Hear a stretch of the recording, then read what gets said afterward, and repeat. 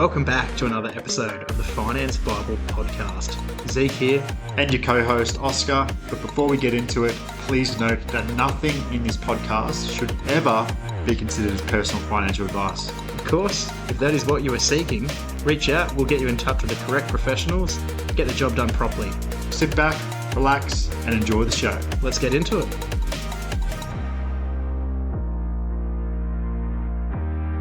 Today we're doing an interesting topic, a little bit out of the ordinary, you could say. Don and I are sitting here and we're thinking, we are the Finance Bible, and everyone loves to come here and get tips and innuendos into advice, even though we don't provide direct advice. But we thought today a lot of our listeners would be out there going, hey, we want to get business advice. We want to actually create a business and escape the matrix, the rat race, whatever you want to refer to it as, just the day-to-day grind of going to and from an office every day. So here we are. We've made an episode. We're going to be talking about different ways to start businesses and things to think about. That might be a bit all over the shop. It probably will. We're going to touch on the process, and it's most likely that this episode will be broken down into, I'd say, 2 to 3 parts, I'd imagine. Definitely 2 parts. But really the reason we're doing this is for those following our journey. What was it? A year and a half ago, Zeke and I started our own business, and first time for everything, we had no idea what the go was, where to start, who to speak to, but we had an idea. And through networking and getting advice from family and friends and people in the industry, we figured out how to actually build this business, which we have today. And it's really got us out on our own and changed our lives at the moment. So if we can share back the process of, how you can do it yourself if you're wanting to do that, I think that's a game changer. Because when I was younger, I was always had these ideas. I'm like, oh, I've got this idea. How do I get it out? Where do I start? So we'll start from the beginning. First things first, you want to have a point of difference.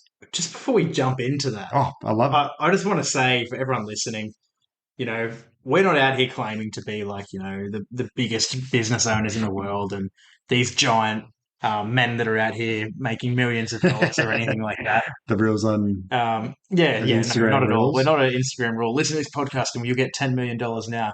No. We've walked the walk. We're going well, and it's more just sharing our experience of things that we thought of, and different things to actually take into account when you're doing it. You talk to Oscar, you talk to me, you talk to someone else with a business, you're going to get different answers, and the more info that's out there, the better it is for you. So now let's get into the point of difference. So first thing, you've probably got an idea in your head, or you're really good at your job and you're fed up with your company and you might want to leave and do it yourself. So the first thing in our point of view is, what is your point of difference that yourself or your company will offer to your competitors in the industry? So how will it set yourself apart? How will you be the main one to get, potentially still their customers and their clients to be the real driving force and be the main ones for your competitors to look to yourself?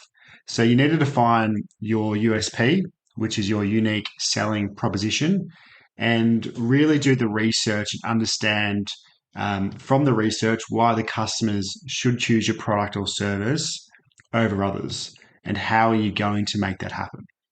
Yeah, and it could be, as Oscar said, you're sitting there, you're at work, and you're going, oh man, I could be doing this better on my own, or I don't really want to be coming in here all the time. We were struggling going to work all the time, and it's just such a dampener on the mood, wasn't it? We had about 8 months sitting there just thinking, get us out of here, please. A very crook time in our lives.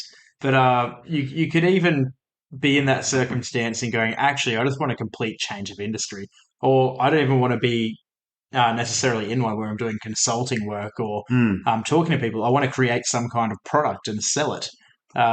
So even if you're thinking, I want to make toys, or I want to go out and make a gym brand or protein or literally anything, that question is important. What is our unique difference?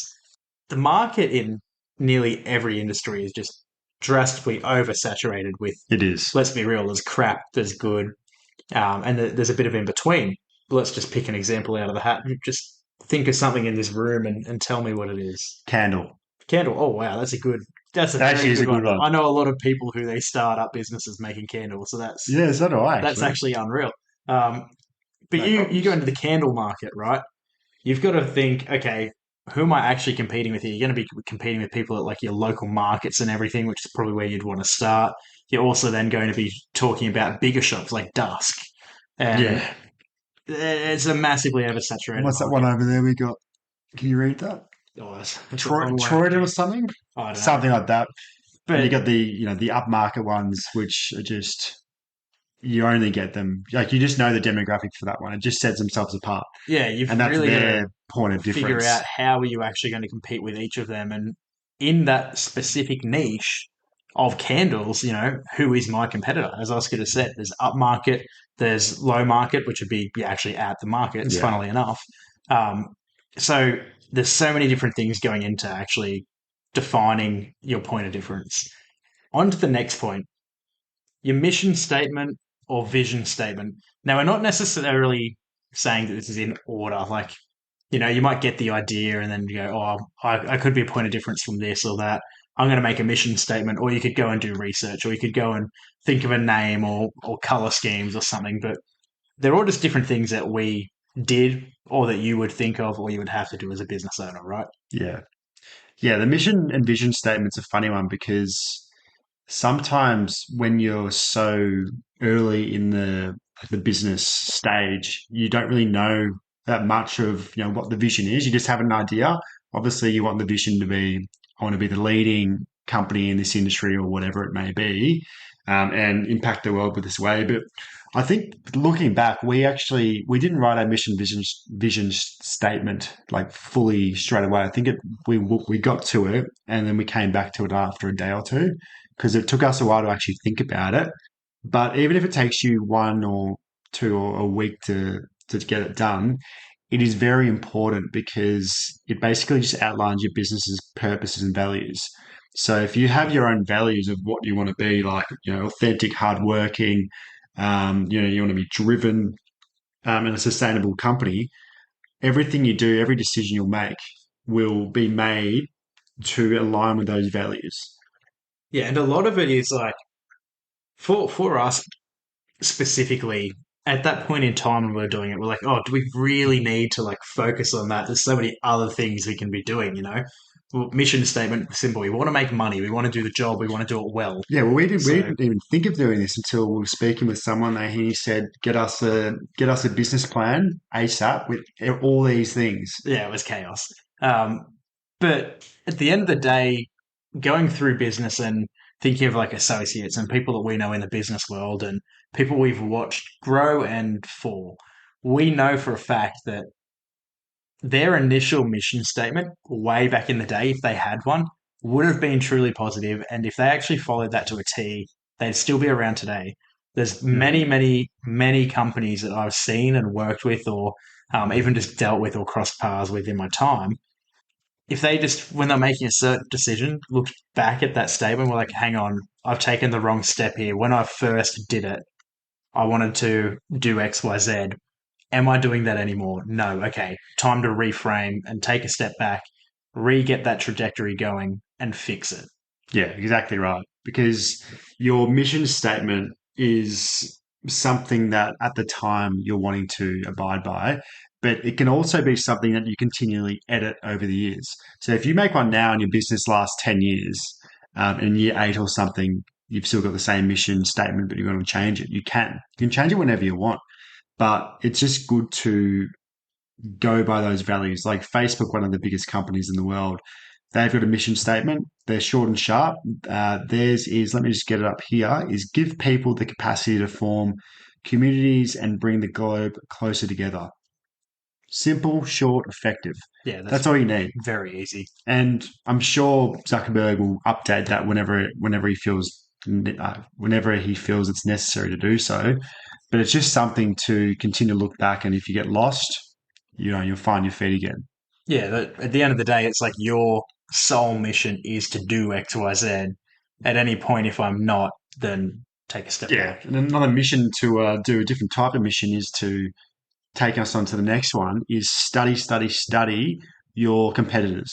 So whatever industry you are, as you mentioned before, a lot of markets and industries are oversaturated with pretty average companies, good ones, and really good ones.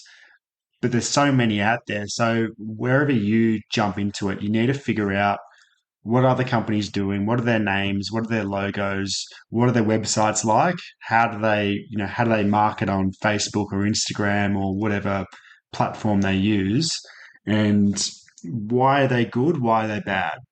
Like, write down their strengths, even do a SWOT analysis for them.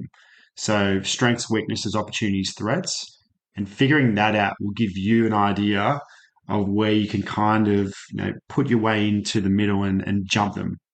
Yeah, and it's nearly every market has that, top of the line, whether it's cars or candles or whatever it is.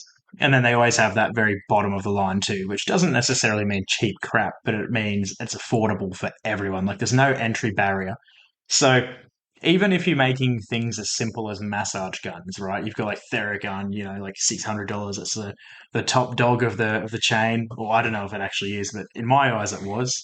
Okay. Um, and then you've got So that's what's that brand like massages. Renpo and that the more low end like $100 Mm, the where drop shipping you're ones. not really sure if they actually work. You don't buy them. Well, I didn't, but yeah, you need to figure out, okay, what are they doing? What are they doing well? What are they doing poorly? Exactly as Don said, and grasp how can I improve on that, or where do I fit in, and what can I actually go on. I think for me personally, when we were starting up our business, one of the main things that I actually focused on were weaknesses Yeah. and threats. So, you've got your strengths and opportunities and all of that. But I wanted to figure out, okay, what are the weaknesses and the threats to other companies? And how can we make sure we're better than that? Mm, And that kind of gave us a potential to go, all right, well, they're exposed here. We can come in and make sure we aren't like that. So yeah. that's just something to take into account as well. But another massively important step is a financial assessment. I'm a numbers man. You all You know are a big we like numbers to man. say it frequently on the podcast. Numbers, numbers, numbers. 1 plus 1 equals 3 makes sense to me, as Pitbull once said.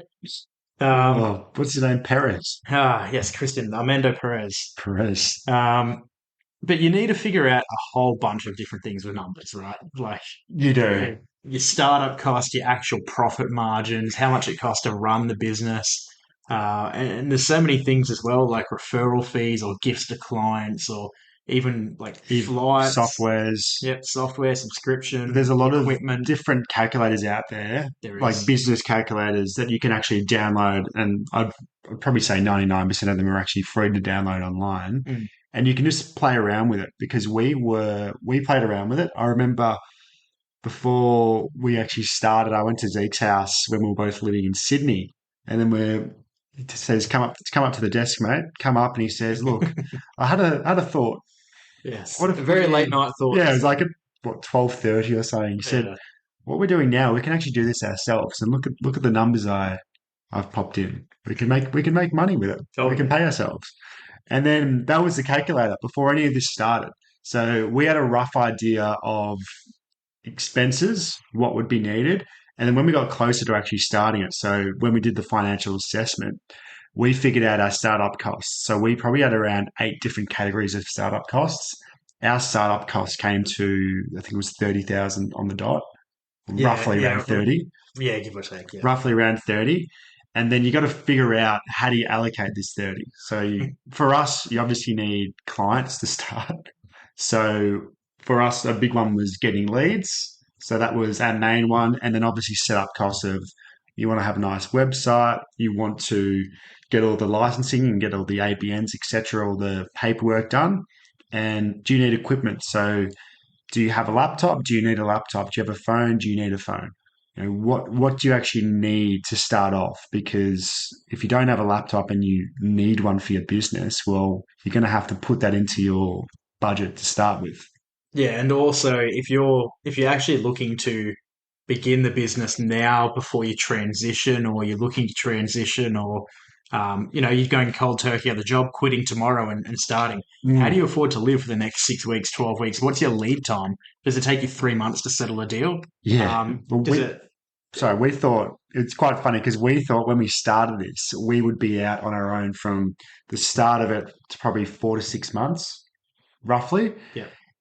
Fast forward, it took us around 18 months from that start, 12 months roughly.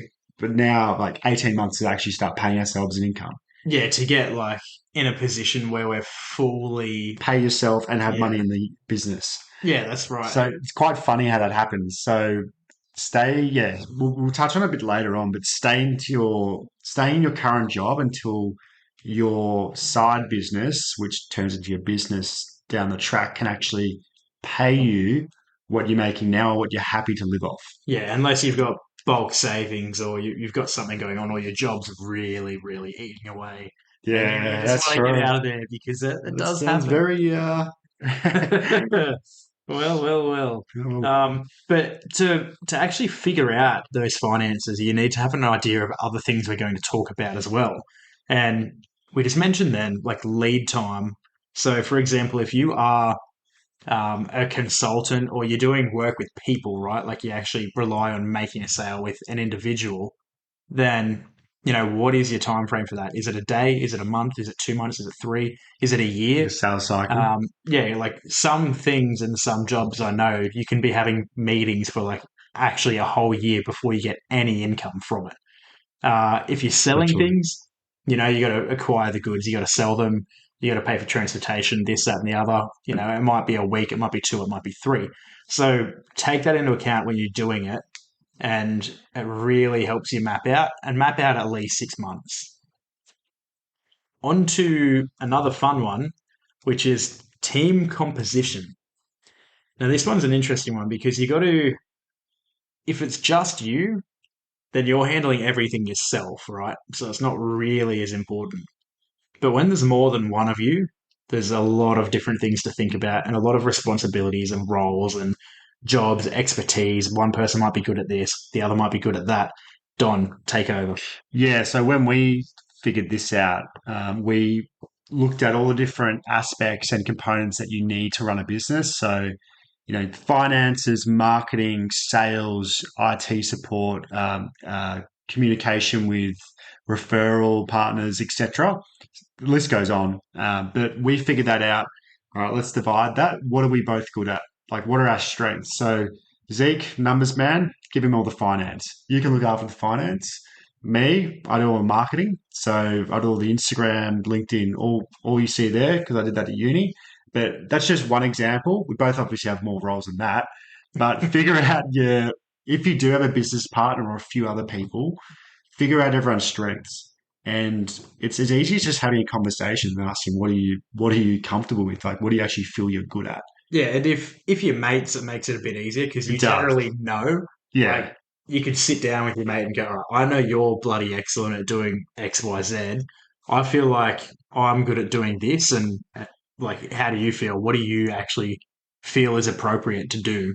And from there, you can normally figure it out. But it is a bit of common sense. There's also a bit of give and take with it too. Like you both might be good at something there and one of you might be like, "Oh, I don't really want to give that up," and you need to like figure it out. But there's also the circumstance where you can both do the same thing Yeah, and exactly work on right. it together. But it just doesn't make sense to do that for things like accounting and No, that but because you get bogged down. I was gonna say like if, for example, because I mainly do the marketing side, which you don't. It doesn't mean if you call me up and say, "Oh, mate, I've got a good idea. Yeah, exactly. Let's run this real," which has happened all the It time. does. I'm like, It "All does right, happen. good idea, bang, let's do it." Yeah. And it's like with numbers as well. I'm like, "Oh, I've got this expense, or let's do it this way." You'd be like, "Yep, done. Run the numbers, all good." So as you mentioned, you can both do the same things, but if you have one person who is, they're the main one looking after it, that is important because they know their roles and responsibilities and it's not going to get left behind.